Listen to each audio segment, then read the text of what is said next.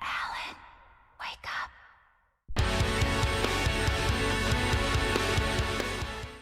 Hey, Zach, guess what? I finally beat Alan Wake Remastered. What? You finally beat Alan Wake Remastered? Does Yeah. that mean we finally get to do a review? We finally get to do the review. Yeah, freeze frame. Oh yeah. Anyways, we get to do a review. We get to do the review. I am super excited. Alan Wake Remastered review is finally here. I know you. It was funny. Our first month, Zach was kind of behind on the game, but he still, to his credit, he still beat Life is Strange True Colors in time. In the month, yes.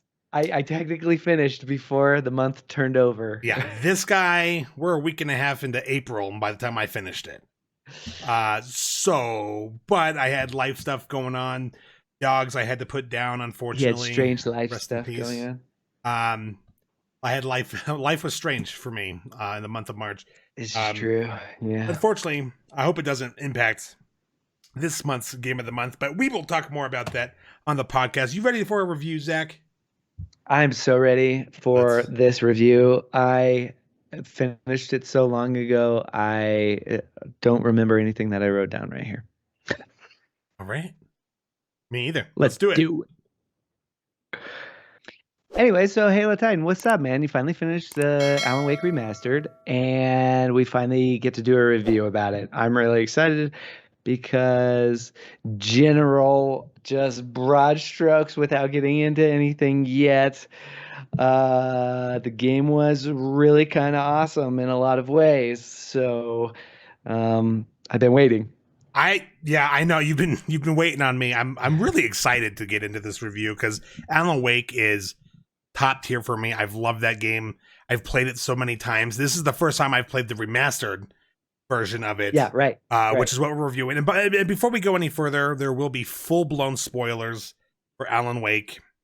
Oh yeah. This is one of our game of the month games, and for the Backlog Gamers community.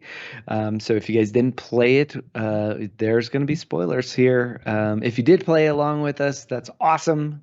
We can't wait to hear what you think as you watch this video. Hit us up in the comments and let us know what you're thinking while we're going through some of these aspects, because we'd love to hear.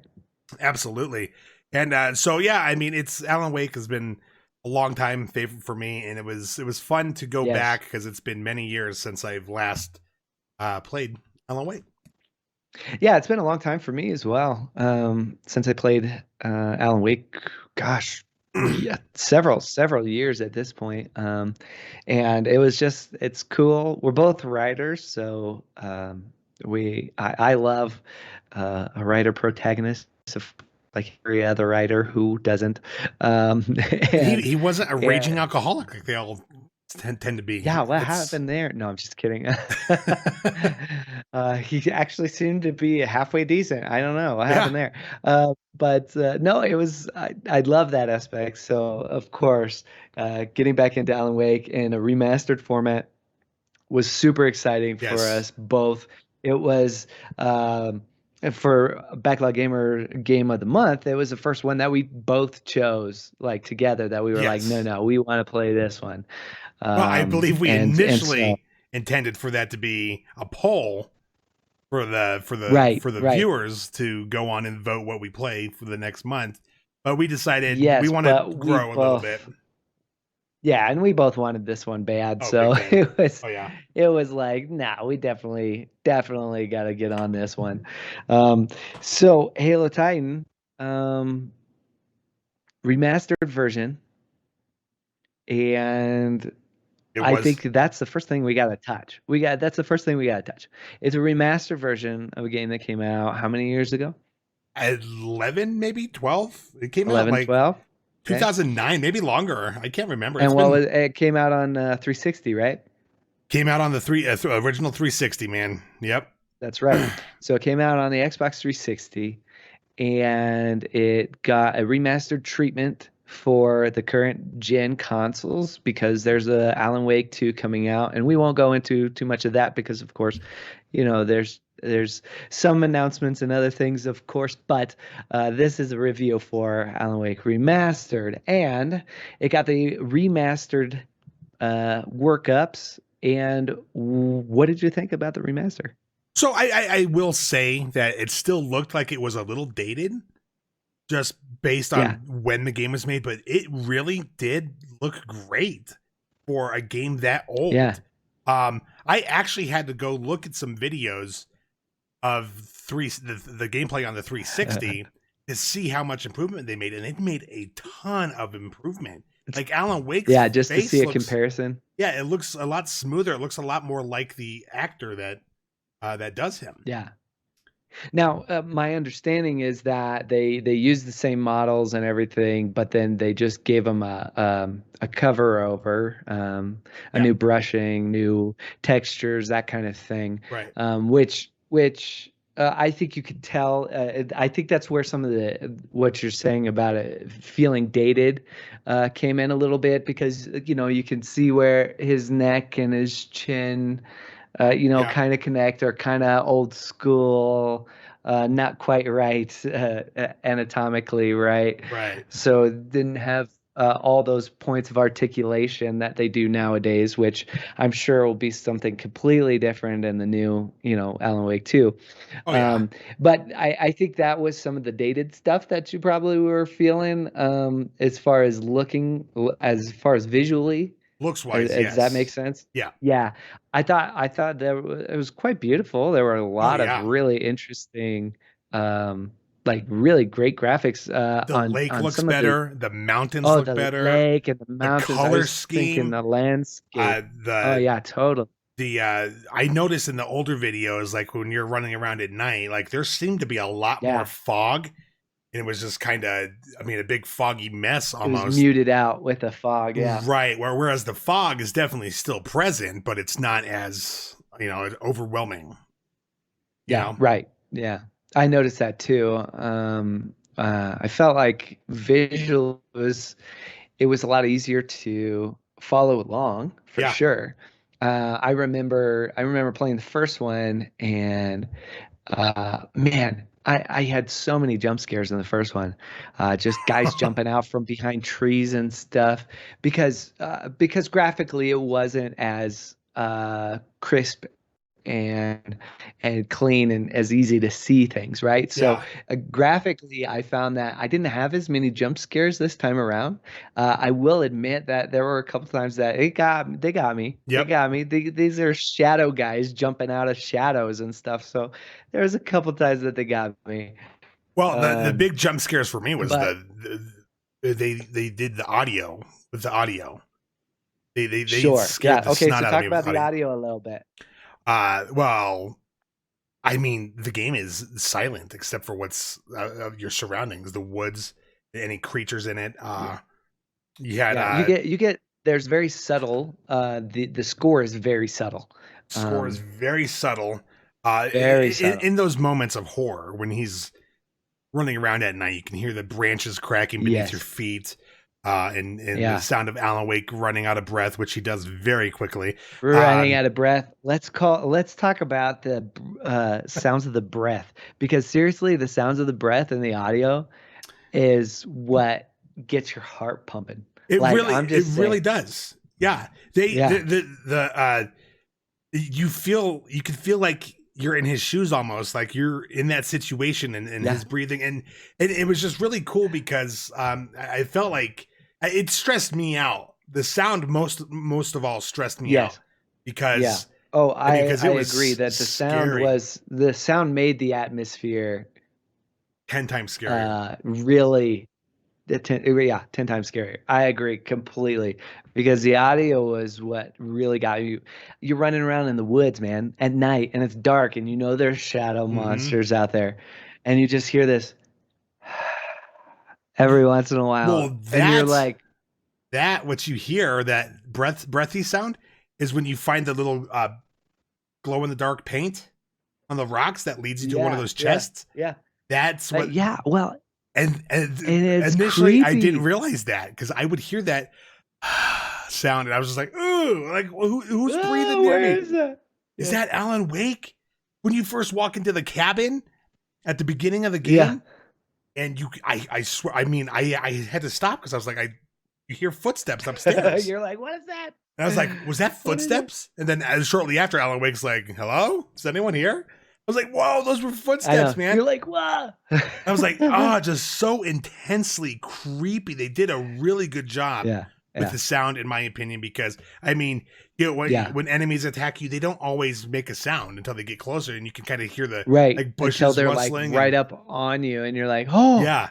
And that totally freaks you out. And then a sound spike like hits you right when you when you realize that about to happen. Every time the birds came, they had that wah sound. Wild, dude. Oh man, it got me every time. The sound was I think very instrumental in the atmosphere for this game because I mean just think about the moments where it got tense and like it felt like the wind picked up and the fog was coming in and it just had this intense, eerie sound, and it just stressed you out because you're like, oh, I don't like being here. I got to get the F out of here, man, because something's about to happen, dude. Yeah. Like, this is not right. It's time to go. Yeah. And so, I mean, it stressed me out a bit in those moments. But on top of that kind of sound, the music, I loved the songs that they used to end each episode. I thought they were fitting, especially Poets of the Fall, who, by the way, are the voices of the old gods of Asgard. Right. And they're a Finnish band, so they're all about remedy and stuff. And the music was great, except for some of the radio shows that you listen to. Pat Maine had some creepy music. I was like, bro, what are you playing to your listeners, man? Pat, what kind of show is this? Yeah, what kind of show is this, Pat? You're like 90. Like, how do you even know what kind of music this is?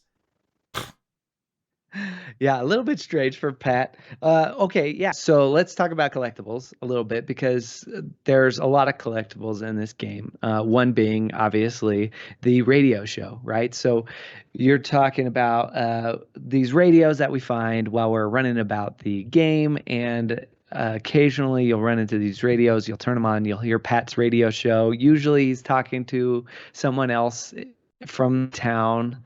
And they are discussing the happenings that you're currently experiencing as Alan Wake in the game, right? Right. And that's just one of the collectibles. Right, and I think the collectibles for the most part kind of play in to the story of the game and to the experience of the game, whereas like the radio show is giving you a hint about what's going on everywhere else around here while you're experiencing this living nightmare. You're trying to find your missing wife. And so that's what the radio shows did. The TV shows kind of took you out a little bit and let you experience some of the Night Springs episodes, which were so cool. Right. It's like their own little spin on the Twilight Zone. And I love the Twilight Zone. And so those were fun to watch. But even the other TV scenes that you had, which do count as collectibles, by the way, are Alan Wake, are like flashbacks for him where he's talking to himself and he's narrating what happened in that week that he missed. So the TV shows were really good. Then you had the chests for collectibles, which supply you with ammo and all sorts of good stuff. Yeah. And then of course you got the pages. I was getting to those because those are probably the most important collectible. And for me, the easiest to find. I actually did not collect everything, which is rare for me. Yeah, a large majority of the pages actually, I guess maybe not a large majority, but at least a majority of the pages you find by following the progression of the story. Right, yep. And many of them directly talk about what you're experiencing in the story. So it's just added foreshadowing. Flair. Right, and you get some foreshadowing in a lot of them, right? Yeah.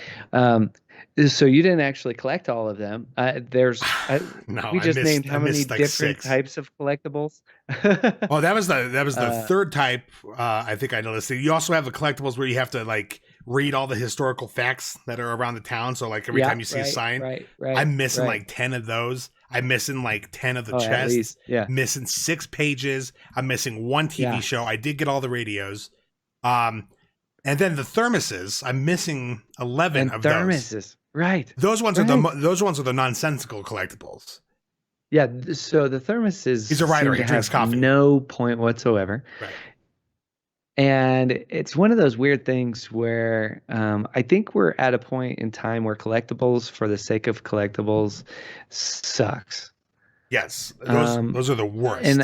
And I think you remember back in like the old Assassin's Creed games where you'd run around collecting feathers. What the Very heck is first the point Assassin's of Creed. that?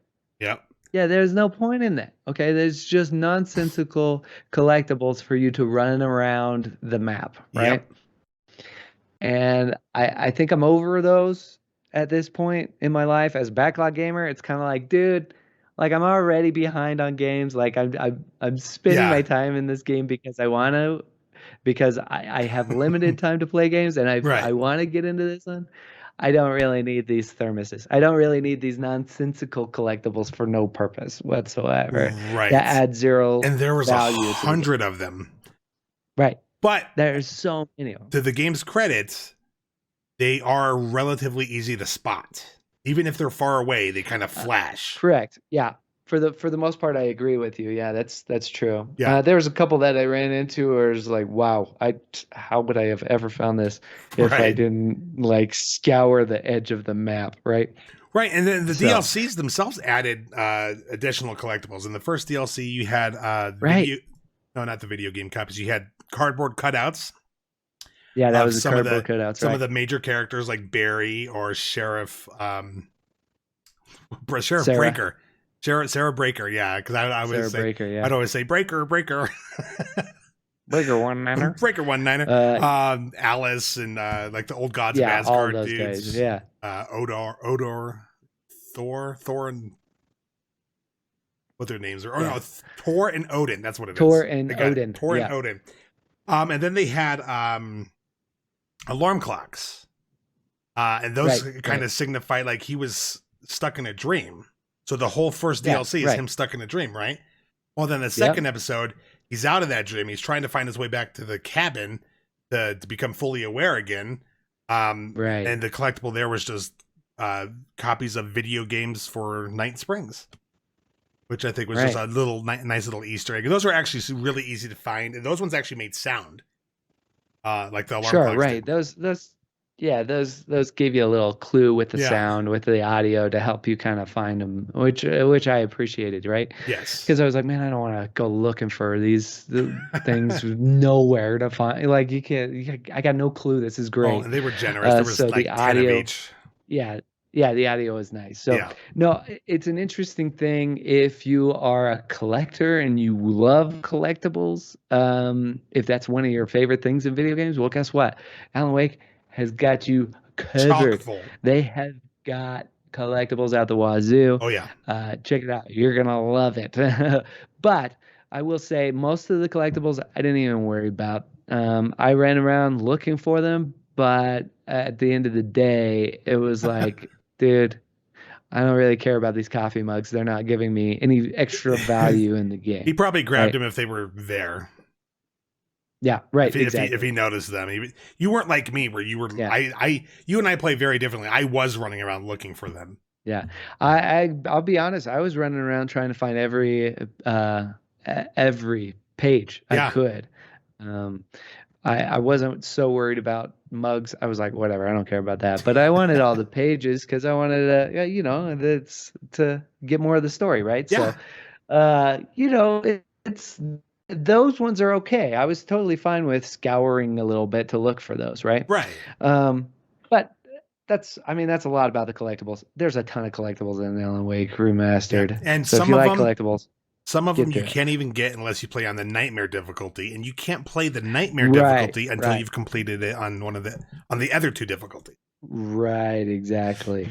So before we go any further here, I think we should jump into some of the quirks that we ran into in Alan Wake Remastered.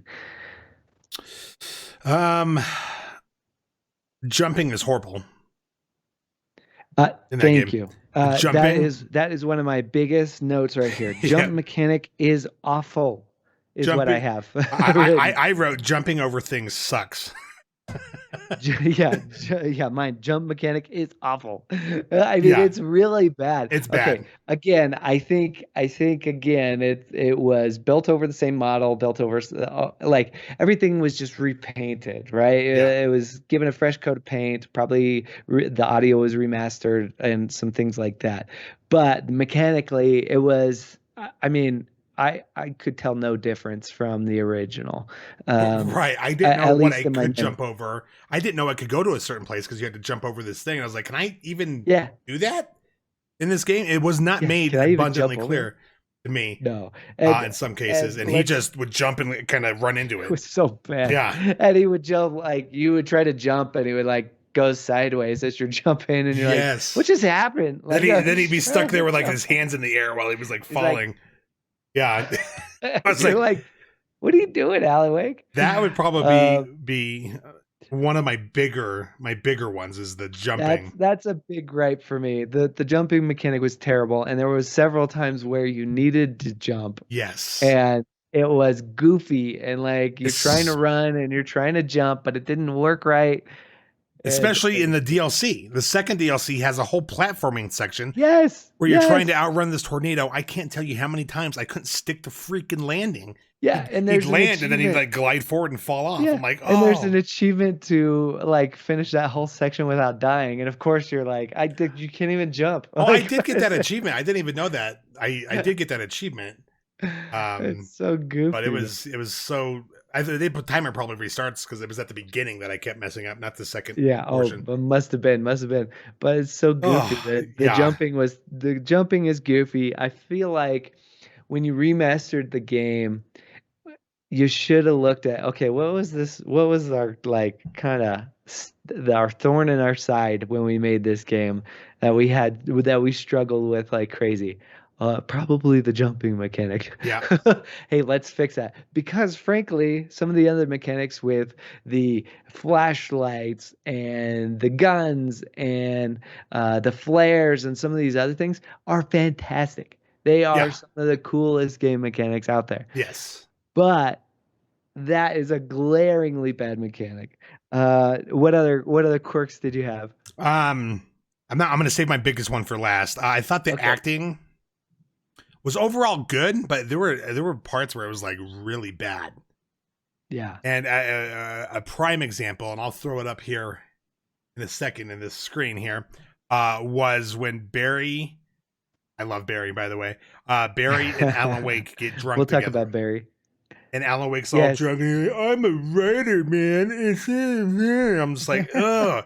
It really dragged me out because I'm like, this is such a well written, scary story. And then Alan Wake gets drunk and he's just, oh yeah, I'm a And you're like, writer. this dude is blitzed, man. He is Yeah. way gone. Well, And you're like, I'm come like, on, man. you should have got Would the he have actor really? drunk for real and let Yeah. him record his lines. Well, and not just that, but like, for me, it was a moment of like, would he really get that drunk in the situation that he's in, Yes. where his wife is out there and he's trying to save her? Like, I was thinking more along the lines of there's creepy monsters everywhere no joke. taken, and you're That getting was the other thing. you got time to get drunk, buddy? Because I would not be sleeping. I'd be getting day drunk. I wouldn't be getting night drunk in Sure. that Yeah. world.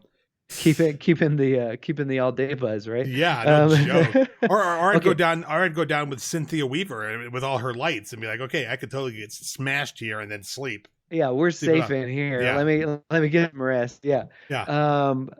Okay, so I got another quirk then. Since you want to save yours.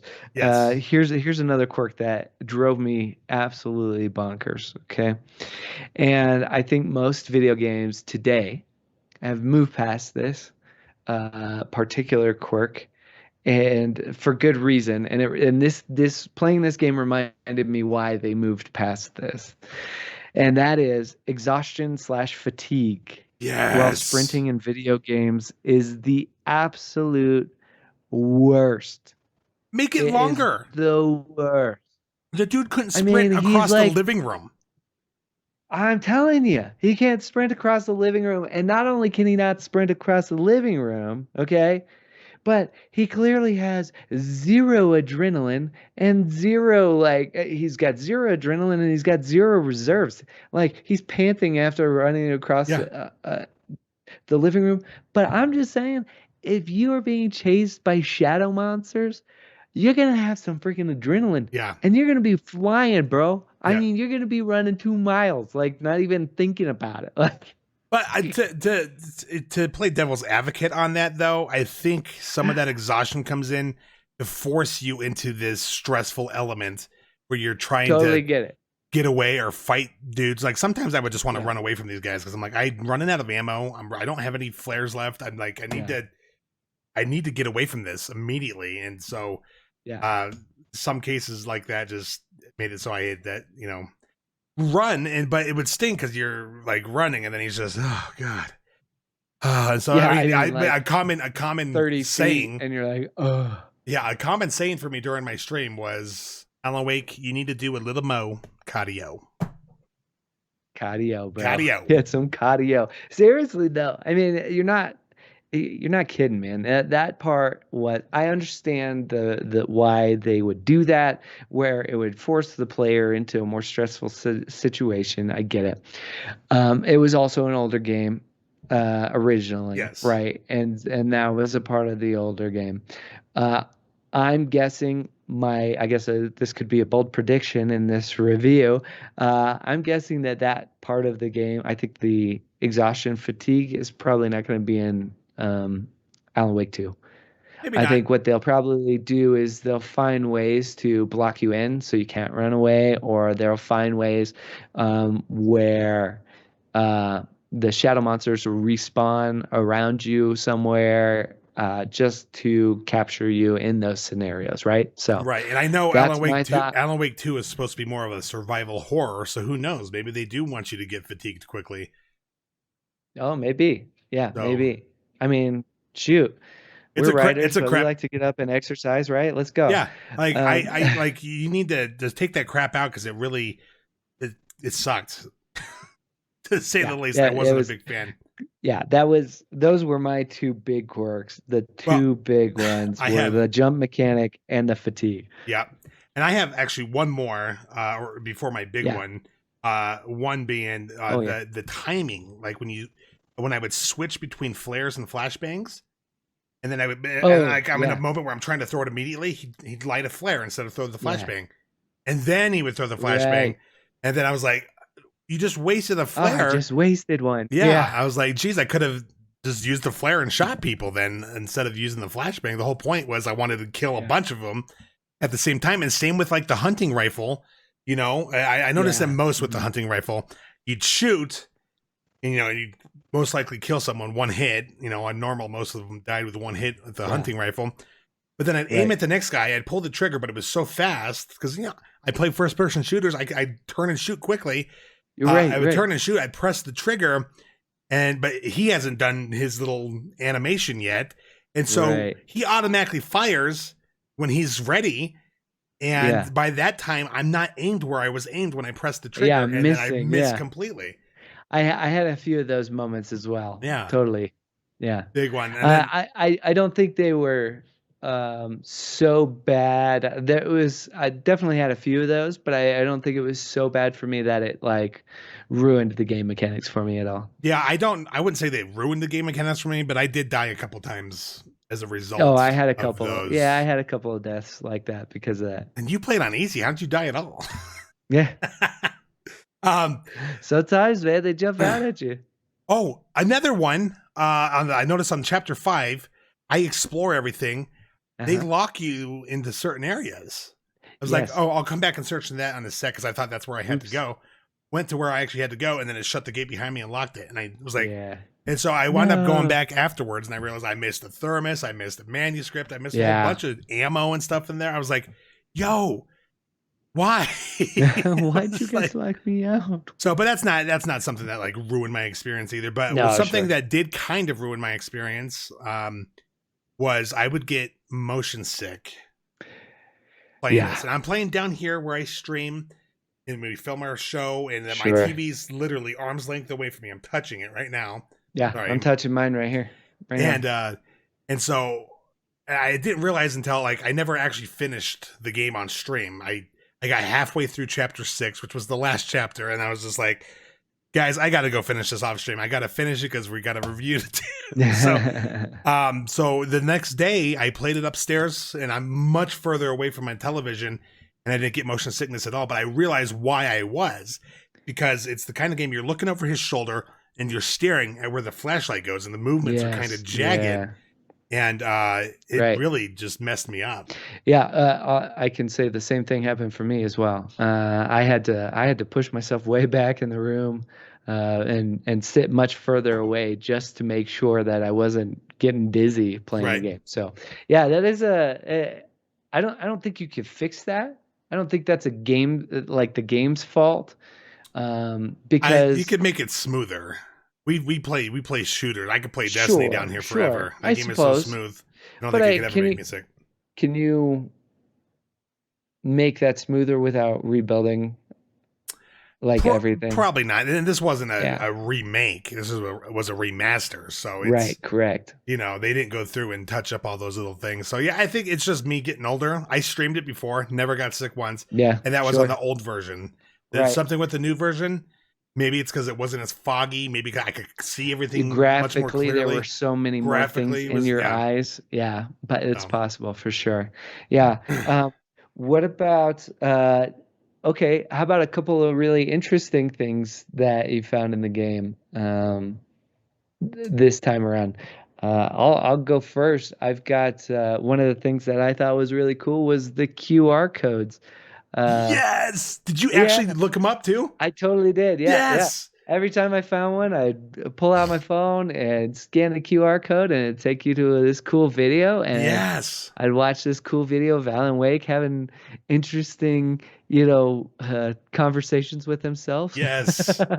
And so good. Fascinating. I thought those were really cool. I thought that was a really awesome addition and a fun way to hints at Alan Wake 2 and give you kind of some Easter eggs, and he's sitting there typing rigorously and going crazy. And it brought back a little bit of Quantum Break. Remember, they really tried to. Quantum Break had the companion show as well. Yeah. And I thought this was kind of a cool way to incorporate that kind of thing, just in not as large scale as a full-fledged companion show, and I thought that was neat. Yeah, it was really cool to see that. It's funny, I had noticed a QR code in one of the earlier episodes, but it wasn't until episode 3 where I saw one. I was like, I wonder if that's a real QR code. So I pulled my phone out and scanned it on stream, and it brought me to a YouTube video, and I was like, holy crap. Yeah, I was like, this is new. So that was a pleasant surprise. Yeah, the first one I saw, I pulled out my phone. I was like, "Oh, that was not in the first game. I'm checking this out." So I thought that was pretty cool. What about? Did you have any other cool things that you noticed while you were going around, or even just big moments for you? I didn't notice anything new that was big that kind of stood out to me. But my all-time favorite part of Alan Wake, and I'm sure you might agree with this, is Children of the Elder God. That whole on-stage thing happening, fireworks going up, Barry's trying to get the lights working, all these Taken are coming up after you, and you're just sitting there throwing flashbangs and shooting dudes and trying to peel their skin off, the darkness off of them with your flashlight. It's just hectic and fun, and it's mayhem, and you're listening to this kick-ass rock song going on. It's the Children of the Elder God. I'm just like, so much fun. Yes. And that is by far one of my favorite parts as well. It gave me it really gave me some Left 4 Dead vibes. You remember Left 4 Dead 2 going to the carnival, I think is what it was, and you go to the stage. Yes.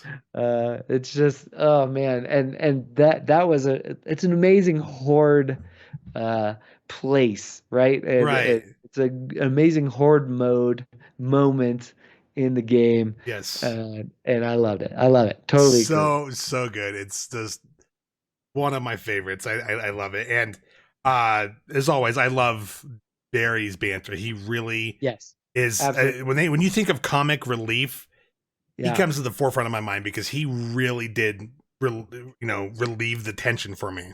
Yeah, I'm glad you mentioned him because I have that written down as well. Barry, big props.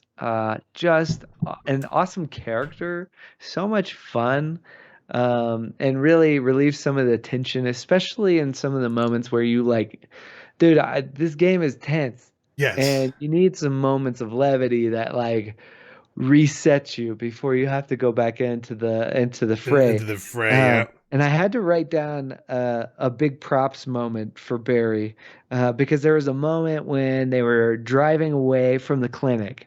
Okay, they're driving away from the clinic, uh, and rocks are pushed down the mountain, right, into the road. And Barry leans over to protect Alan. I know. I was mocking him when that happened. I was Yeah, like, what are you going to do? The car's still going to go overboard. of course it Alan's is. just going to be the one that cushions your fall because it's falling on his side, right? Yeah, but in the moment, Yeah. all Barry could think to do was try to protect Alan. Yeah. It was a And reaction I was like, dude, thing. that is the gut reaction Yeah. of our hero protagonist Barry. No. My audience was calling him Joe Pesci from almost the get go. Because the second you meet him, they were like, oh, he kind of looks like he could be in Home Alone. Oh my gosh! So he was no Here we longer go. Barry. Everyone was calling him Joe Pesci or Joe. Pesci. So that was good. That's I ridiculous. love Barry running around with the Christmas lights wrapped around him and his Yes. headlamp. Oh, Yeah. brilliant! Okay. What an innovator! He's What the an man. innovator, He's man! the man. Yeah, he's like, whoa, really? You didn't bring me a headlamp? I was like, yes. It's like, no, that'd make the game a little easier for you. Yeah, exactly. No, I thought that was great. Story wise, let's talk about the story because really, I think this is it's a game about a writer. Okay, so if anything, you have to get the story for this game right. If you don't, you've failed, right? You're gonna Right. fail miserably because in other games, look, story may not be the most important thing, right? It may not be the most important element, gameplay mechanics or this or that, whatever. In this game, it is a game where your protagonist is a writer. So the Yes. writing and the story in this game cannot miss, otherwise this game is a failure. Talk to me about it. I'm just gonna say Sam Lake, I think, is a genius at video game storytelling. He, I obviously a team puts them together, but like Sam Yeah, Lake's like the right. lead of this team, and of course, he was there for Max Payne and Max Payne 2, which are brilliant, anti-hero stories, Yeah. kind of in the same realm as The Punisher, really. Yeah. And then, of course, then you come into Alan Wake, and it's another anti-hero story. This struggling writer who, has got a horrible case of writer's block, and his wife, is hey, let's go on a vacation, and she brings him to this place, Bright Falls, where there's just happens to be a doctor there that specializes in treating struggling artists, and Yeah. and of course that kind of really sets off the tension between Alan and Alice. Right. To the point where he leaves the cabin, leaving her alone, and then all of a sudden she's gone, and that really kicks Right. off the story. And and then it's interwoven so beautifully because everything he writes, the power of that lake and the darkness is making it come true. So Yes. he writes in this whole story with who's the other writer, Thomas Zane. Thomas Zane, and how Yeah. I mean Thomas Zane may have been a real person before that, but he wrote him into the story to make it so that Thomas interacted with Alan's life somehow with the clicker, and Yeah. it seems kind of like it would get kind of crazy, but it really kind of Yeah, all and made sense. I found that I actually caught so much more this time around, actually, Yeah, me too. especially with the Thomas Zane side of things, because it sounded like Thomas Zane was going through the same thing, Right. and Thomas Zane ended up writing a whole bunch of stuff for Alan Wake uh, before Alan Wake even became part of this. And interestingly, it sounded like But that. Alan Wake wrote in his own story that Thomas Zane wrote about Alan Wake.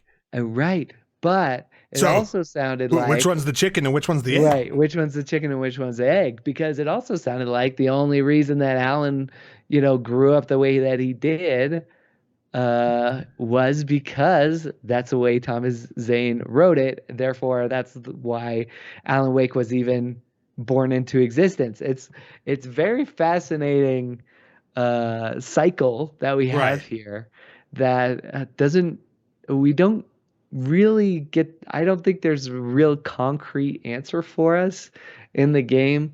They kind of leave us with uh well, what did you read? What did you get out of Yeah, it? exactly. And Which that's is good really writing. cool. A good Yeah, story that's will pretty make cool. you question it.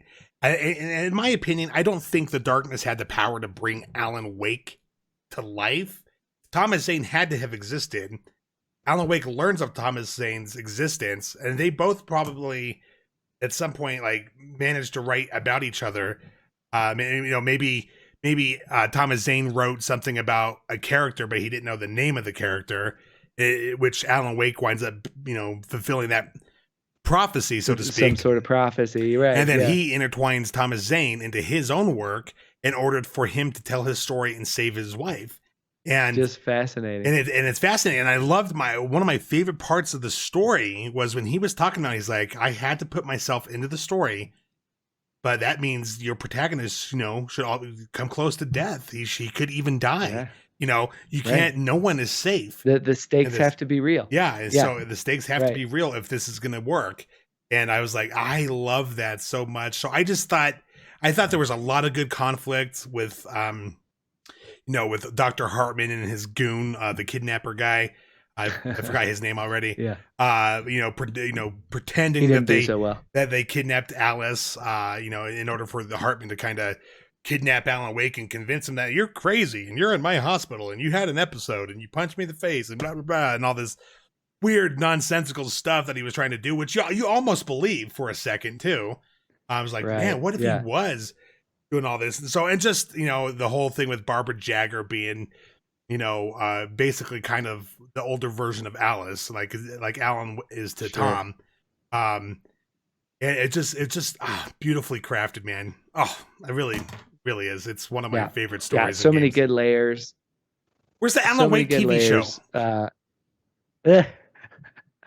Just saying. Wow. Hey, that's what those little QR codes were for, bud. No. That's all you're gonna get. Maybe we'll get a TV show with a TV show companion with Alan Wake 2, huh? I did review Quantum Break, and that was something that I thought pulled you out of the game. So I don't know. Yeah. Maybe be careful. Be careful with that. I thought the QR code thing worked well. Yes, short and sweet. Short and sweet. Kind of had like a Halo Waypoint kind of vibe a little bit with the you get where I'm going. Yes. Anyways, so I think we both agree that the story was great. The audio was fantastic. The graphics looked pretty great overall. For the most part, it looked beautiful compared to what it used to look like. Definitely. There was definitely some things that were like, okay, that doesn't quite look right. But I think again that was just putting makeup on an older game, and that's you're gonna have that. Well, and I think they all complement, and we haven't talked about it yet. The mechanics of the game, which I mean should be the forefront of any review, right? I mean, the mechanics is the game fun to play, and it is. Yeah, the mechanics are unique. You have a flashlight, which is a weapon to peel the darkness off your enemies, and then you have to shoot them and kill them. Yeah, or run, and it really adds for a lot of tension. The ammo is not as abundant as you would like it to be. Yeah, sure. Your batteries run out in your flashlight because you're using it too hard. Yeah. So I Agreed. think And all I of that think was that great those mechanics as a whole are awesome. I and think. unique for their time too. Yeah, right. Uh, Honestly, really great. Yeah, I love the mechanics of this game for the most part, aside from our jumping and our fatigue, yeah. both Ugh. of which we pray will be fixed for Alan Wake 2, which I'm pretty sure they will be. We've Yes, played games like Quantum Break and other things since then yes. that have been superior in those aspects. So We still need to play Control, which that'd be apparently great. has Alan Wake Wake Easter vibes. eggs, Yeah. Oh, yeah. Sweet. straight Yeah. up Very Easter cool. eggs. But I think we're kind of coming to the end of this review, and I think I should we give it a number? So overall, for me, with improved graphics, fun to play. Definitely fun to play. The mechanics are great. The acting is mostly great, but there's some parts that are like kind of take me out of it a bit. The story is well Yeah. written. The atmosphere is just so beautifully Oh yeah. horrifying. And Yes. it's beautiful Totally agree. and horrifying. It's meant to be beautifully horrifying. I honestly think for me, I'd give it a 9. Wow. Wow. Very good. I'd give it a 9. Um, Yep.